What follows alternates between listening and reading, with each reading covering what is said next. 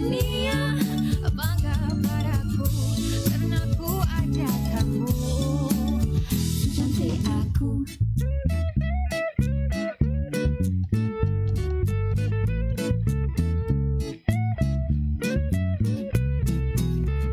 Dan bila aku resah, ku ingin kau ada bersamaku. Jadilah bunga di hati ini yang mekar dan mewangi. Aku terpaku. Dengarkan lagu ini, biarkan aku pimpin jemari lembutmu. Biarkan aku bawa kau bersamaku. Biarkan satu dunia bangga padaku karena ku ada kamu. Secantik aku.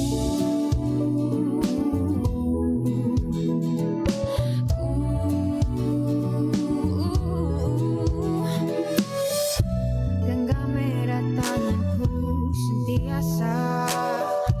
Jangan pernah kau lepaskan tanganku. Ku tak ingin engkau pergi dariku. Setialah denganku.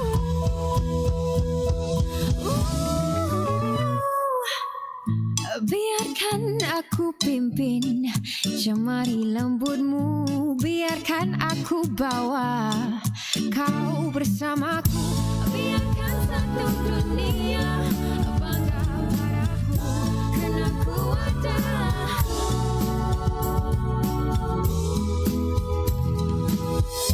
Biarkan aku pimpin jemari lembutmu. Biarkan aku bawa kau bersamaku. Biarkan satu dunia bangga padaku karena ku ada kamu. Secantik aku.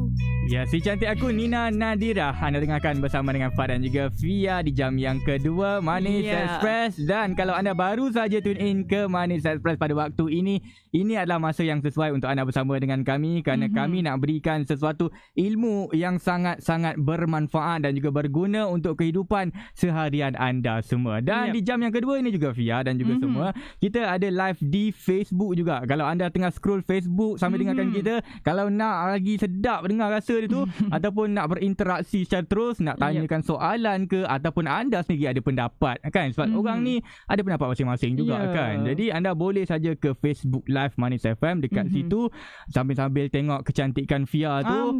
Boleh jugalah dekat situ nak komen ke ataupun nak tengok dengan secara jelas lagi panel jemputan kita hari ini. Ya, baik. Jadi Fad, kita punya topik hari ni rasanya memang sangat dekat dengan masyarakat kita. Kita nak bercakap tentang cara didikan yang terbaik untuk kanak-kanak ataupun anak-anak kita lah kan. Jadi kita tahu kalau kita bercakap pasal nak mendidik anak ni, tiada cara yang betul ataupun salah yang kita boleh rule it out. Maksudnya cara awak ni salah, cara awak ni betul. Tapi apa yang kita boleh lakukan yang terbaik adalah kita melihat kepada contoh yang terbaik, iaitu Nabi Muhammad sallallahu alaihi wasallam.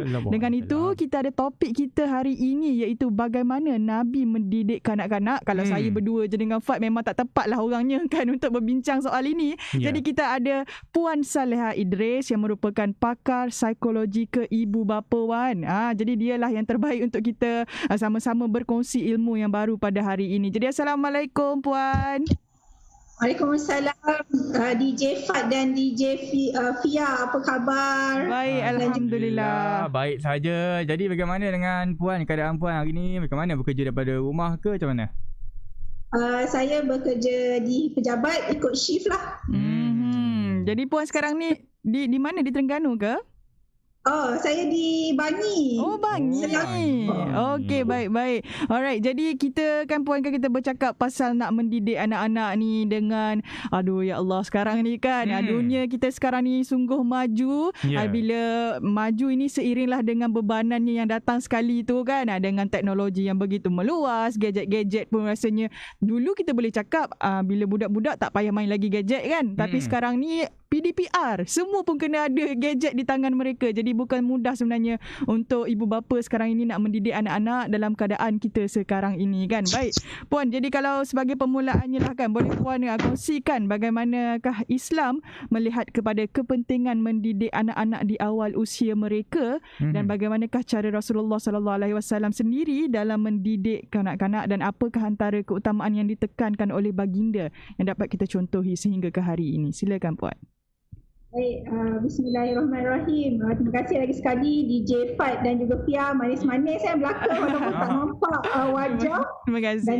Dan juga kru manis FM semua. Saya rasa saya pun makin manis lah bila bercakap dalam radio Manis FM ni. Orang Terengganu kata manis leting. Oh, manis leting kita dah lama tak pergi Terengganu ni. InsyaAllah. Okay. Jadi kita tadi pun Fia ada sebut bahawa Rasulullah itu adalah contoh yang terbaik, uswatun hasanah, iaitu contoh role model yang terbaik. Maka siapa yang kita harus ikut dalam pendidikan anak-anak ini sudah tentunya Al-Quran dan As-Sunnah lah, Rasulullah SAW. Dan kita melihat bahawa apa maksud pendidikan anak-anak. Okay, pendidikan ni diambil daripada kata didik. So apa maksud didik? Didik ni bila kita buat satu tingkah laku mendidik, mengajar, berkongsi sesuatu, kita kena tahu bahawa apa yang kita nak bagi ada perubahan. Okay?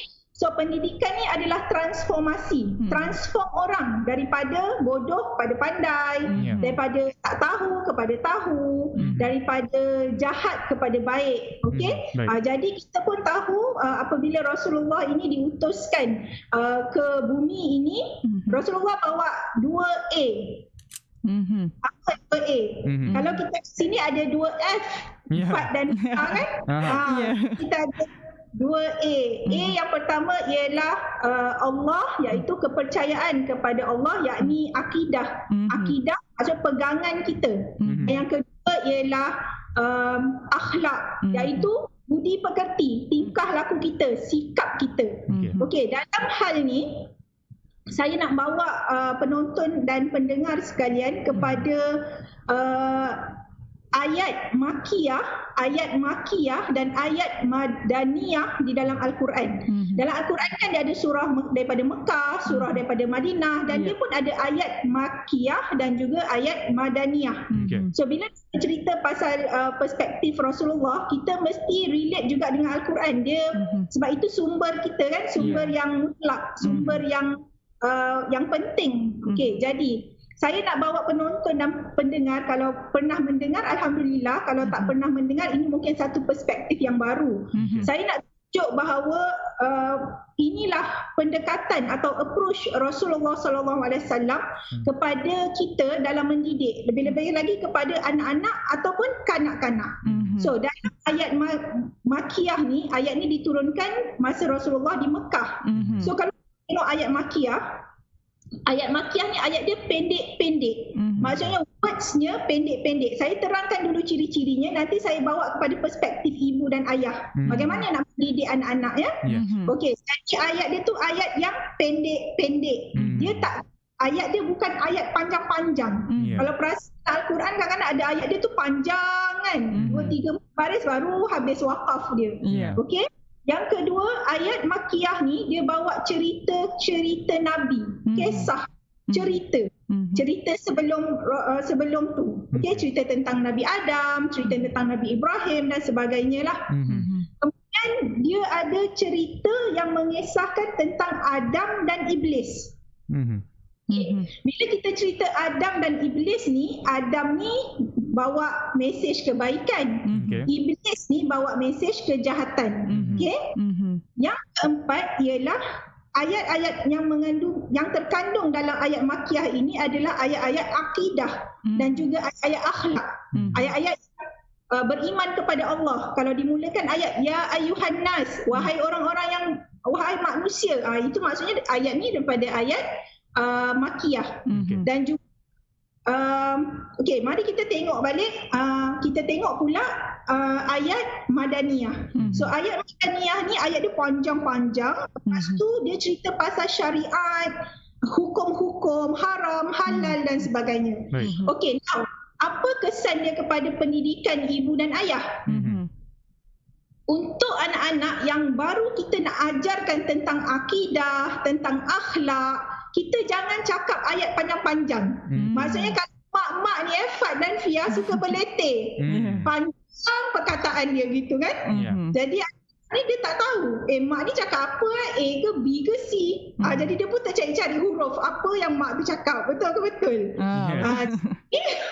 Bila kita nak berbicara dengan anak, kita berbicara sepatah-sepatah dan ayat pendek. Contoh, janganlah guna macam gini. Boleh tak sekarang ni baca Quran, kau tak tahu ke dah petang ni kau tak baca Quran, kau nak jadi apa? Kan panjang ayat gitu kan. So kita cakap macam ni, marilah kita baca Quran, insya-Allah Quran ni beri kita hidayah. Contoh macam tu, simple je. Okey. Jadi bila kita nak gunakan ayat kaedah ayat makiyah ni kepada anak-anak, ialah waktu anak-anak usia 0 tahun atau baby sampai mereka umur 7 tahun atau ke 10 tahun. Jadi dengan mereka ni kita bawakan kisah-kisah, bawa cerita, nak transfer yang good behaviour tadi kan, tingkah laku yang baik tadi. So kita bagi ayat-ayat yang mudah. Jadi untuk keutamaan yang Rasulullah berikan ada 4 peringkat lah. Ini basic 0 hingga 6 tahun kita kena beri sepenuhnya kasih sayang kepada anak. Ini waktu emosi. Ada orang tanya saya, Puan Salihah, ada budak ni, baby ni mak ayah dia cerai, tapi saya tengok tingkah laku dia lain macam lah, dia macam lebih matang. Ya betul.